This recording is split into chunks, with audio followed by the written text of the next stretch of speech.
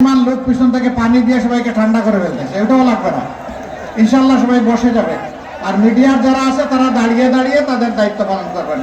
যারা বসার কথা বলছেন তারা বসে যান, ওই বসার কথা যারা বলতেছেন ইনারা বসে যান। হ্যাঁ, ইনারা বসেন, আমি দেখতেছি। হ্যাঁ বসেন, আপনাদেরকেই বসতে হবে।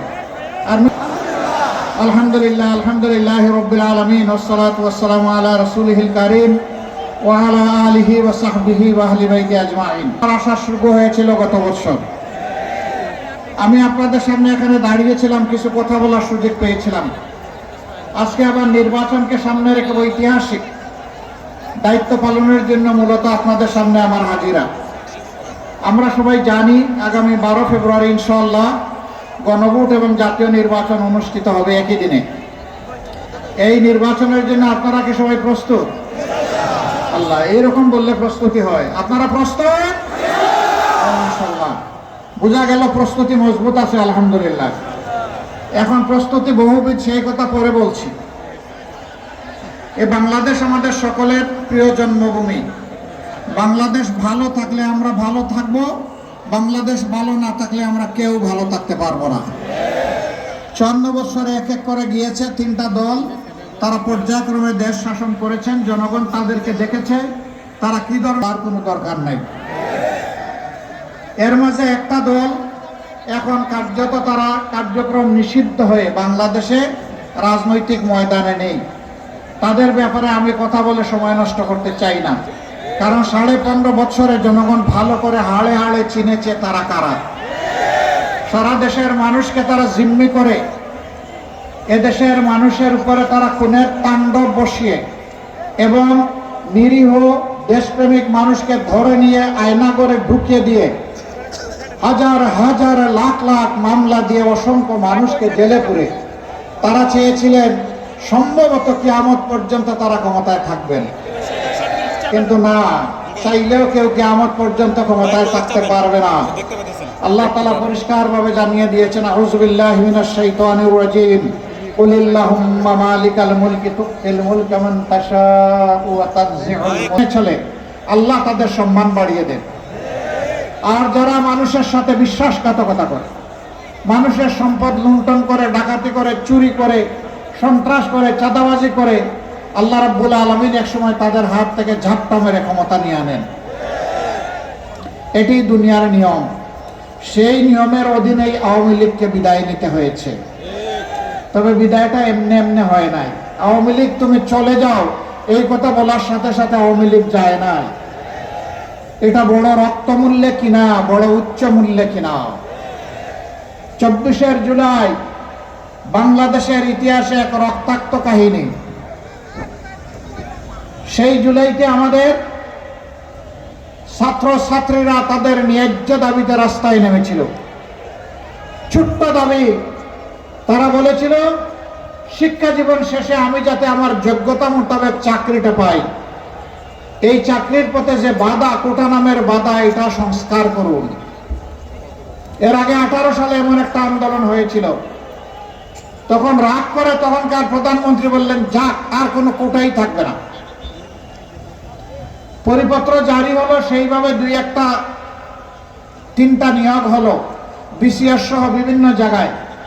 এরপরে আবার কায়দা করে 24শে 1 জুলাই কোর্টের গায়ে বন্দুক রেখে আবার নিয়ে আসা হলো সেই কোটা। যা আগে ছিল তাই। তখনই ছাত্র সমাজ ফুঁসে উঠে। তারা চিন্তা করেছিলেন 15.5 বছর পিটিয়ে, ডান্ডা দিয়ে, হাতুড়ি মারে আমি তো সব আন্দোলনই দমন করে দিয়েছি, এবারটাও দমন করে দেব। কিন্তু মাঝে মাঝে পচা শামুকেও কিন্তু পা কাটে। তারা ধারণা করে নাই এই আন্দোলন তাদের বিদায় ঘন্টা বাজিয়ে দেবে। বিশেষ করে 15 জুলাই ঢাকা বিশ্ববিদ্যালয়ে আমাদের মেয়েদের গায়ে, ছাত্রীদের গায়ে যখন ওরা হাত দিল গুন্ডা বাহিনী, সারা বাংলাদেশ আলহামদুলিল্লাহ একসাথে জ্বলে উঠল। আন্দোলনের গতি এখান থেকেই শুরু। তারপরে উত্তরবঙ্গের বীর সন্তান, সিংহ পুরুষ, বেগম রোকেয়া বিশ্ববিদ্যালয়ের কৃতি ছাত্র, মেধাবী ছাত্র আবু সাইদ, রাস্তায় নেমে বলেছিল, হয় আমারে আমার অধিকার দে, না হয় একটা গুলি দে। এবং সে ডানা মেলে বলেছিল, এখানে রেখে দাও না, এখানে। সে বলেছিল ডানা মেলে, বুকের ভিতরে তুমুল ঝড়, বুক পেতেছি গুলি কর। হ্যাঁ, গুলি হয়েছে, 1 2 3টা করে গুলি হয়েছে। জান আপনারা জান, আমি কি করব? 1 2 3টা করে গুলি হয়েছে। আলহামদুলিল্লাহ, মায়ের পেট থেকে জন্ম নিয়েছিল বীর হয়ে, কাপুরুষ হয়ে জন্ম নেয় নাই, যার কারণে 3টা গুলি বুকে নিয়েছে, একটাও পিঠে নেয় নাই। এই আবু সাইদ একদিনে 6 জন, রংপুর থেকে চট্টগ্রাম, একদিনে 6 জন আমাদের বুকের সন্তান বিদায় নিল। নতুন মাত্রা পেল এই আন্দোলন। সারা বিশ্ব আবু সাইদকে বিপ্লবের আইকন হিসাবে স্যালুট জানানো শুরু করলো। উত্তরবঙ্গের জনগণ তার জন্য গর্বিত। আল্লাহ জনপদের ইজ্জত, সন্তানের লাশ রেখে গেছে, থালা থালা রক্ত রেখে গেছে। তারা যাওয়ার আগে বলে গেছে, এ বাংলাদেশের জনগণ, আমাদের লাশ আর রক্ত আপনাদের সামনে আমানতে রেখে গেলাম, আমাদের লাশ এবং রক্তের মর্যাদা করবেন না। তারা সেদিন রাস্তায় নেমে মাত্র একটা স্লোগান দিয়েছিল, এই ভাই বসার কি, আপনি বসেন তো, আকাশ আর থালাবর্তী রক্ত দিয়ে বলেছে আমাদের অমর্যাদা করবেন না। তাদের দাবি ছিল, উই ওয়ান্ট জাস্টিস, আমরা সব ক্ষেত্রে ন্যায় বিচার চাই। কিন্তু বিচার আজকে টাকার বিনিময়ে বিক্রি হয়। গ্রাম আদালত থেকে শুরু করে উচ্চ আদালত, না হলে উচ্চ আদালতে ভয়াবহ ঋণ খেলাপিরা কেমনে জাতীয় সংসদ সদস্য হিসাবে দাঁড়াবার স্বপ্ন দেখে? জনগণের টাকা নিয়ে পেটের ভিতরে রেখেছে। সেই আওয়াজ, সেই স্লোগান দিয়ে তারা বাংলাদেশ থেকে আমাদের উপর লাশ আর রক্ত উপহার দিয়ে বিদায় দিয়েছে। এখন আমরা কি করব? আমরা 6 তারিখ থেকে চান্দা শুরু করব? আমরা 6 তারিখ থেকে টেম্পো স্ট্যান্ড দখল করব? আমরা 6 তারিখ থেকে মামলা বাণিজ্য চালু করব? আমরা 6 তারিখ থেকে ব্যাংকের উপর হাত দেব? আমরা 6 তারিখ থেকে মা বোনদের গায়ে হাত দেব? এই বাংলাদেশ এখন আর আমরা চাই না। আমাদের সন্তানেরা বলে গেছে, এই সমস্ত নোংরামিকে লাল কার্ড, এগুলো আর ফিরে আসতে দেওয়া হবে না। আজ বাংলার মানুষ জেগেছে, তরুণ যুব সমাজ জেগেছে, মা বোনেরা জেগেছে। তরুণরা ইতিমধ্যে তাদের রায় জাতিকে জানিয়ে দিয়েছে। ঢাকা বিশ্ববিদ্যালয় থেকে শুরু আর জগন্নাথ বিশ্ববিদ্যালয়ে গিয়ে আপাতত ঠেকেছে। 5টি পাবলিক বিশ্ববিদ্যালয় রায় দিয়ে এদেশের তরুণ ছাত্র সমাজ বলে দিয়েছে, লড়াই করেছি ন্যায় এবং সত্যের পক্ষে, কোন চাঁদাবাজ এবং দুর্নীতিবাজের সঙ্গী হওয়ার জন্য নয়। তারা রাস্তা আমাদেরকে দেখিয়ে দিয়েছে। আমাদের মা বোনেরা তারা তাদের সিদ্ধান্ত ব্যক্ত করতে শুরু করছে। এই সাংবাদিক বন্ধুরা যখন তাদেরকে কোথাও কোথাও জিজ্ঞেস করে ভোট দিবেন কারে, ডেসপারেটলি বলে দাড়ি পাল্লায় দেব, সপ্লাকলিতে দেব, রিক্সায় দিব, মানে 11 দলের প্রতীকে দেব। এমনকি আপনারা দেখেছেন একজন বোন, তিনি তার পছন্দের পোশাক পরে রাস্তায় বের হয়েছেন। সাংবাদিক বন্ধু জিজ্ঞেস করেছে, আপনি আগামীর বাংলাদেশে সরকার হিসাবে কারে দেখতে চান? তিনি বলছেন জামাত। কেন? বলে যে জামাত আসলেই দেশটা ঠিক হবে।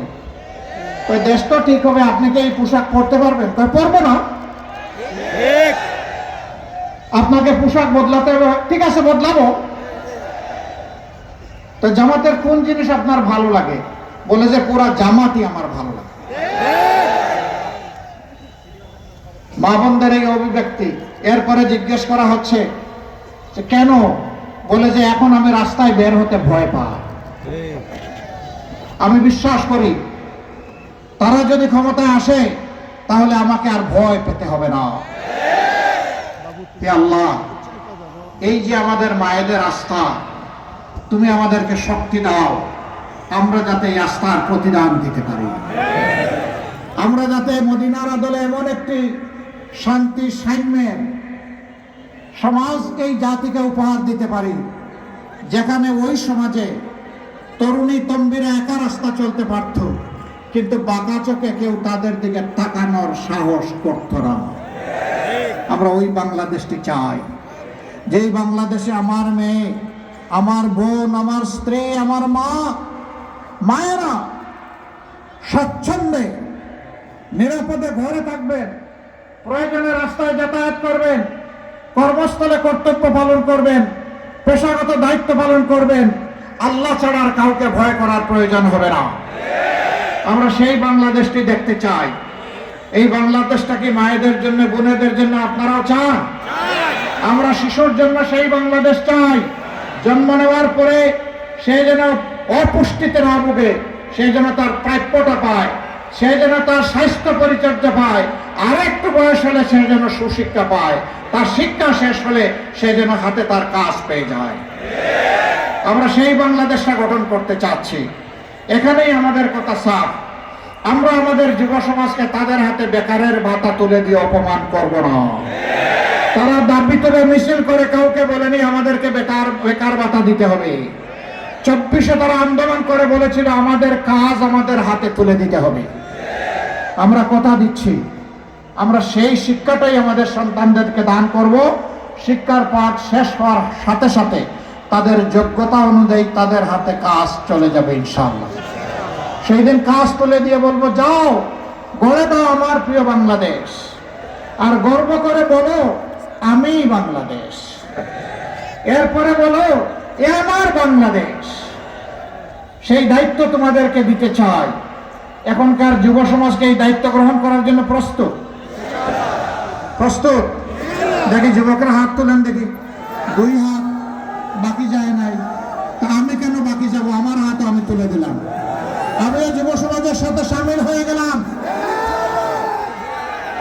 সম্মানিত ভাইরা, আমাদের যুবকদের প্রতিভা আছে, আমাদের যুবকদের সাহস আছে, আমাদের যুবকরা পরিশ্রম প্রিয়। দেশে কিংবা প্রবাসে যেখানেই থাকুক তারা জগৎকে, জীবনকে চমকে দেয়। শুধুমাত্র তাদেরকে যথাযথ পৃষ্ঠপোষকতা, সুশিক্ষা এবং প্রশিক্ষণের অভাবে আমাদের যুবকরা যেভাবে এই বাংলাদেশ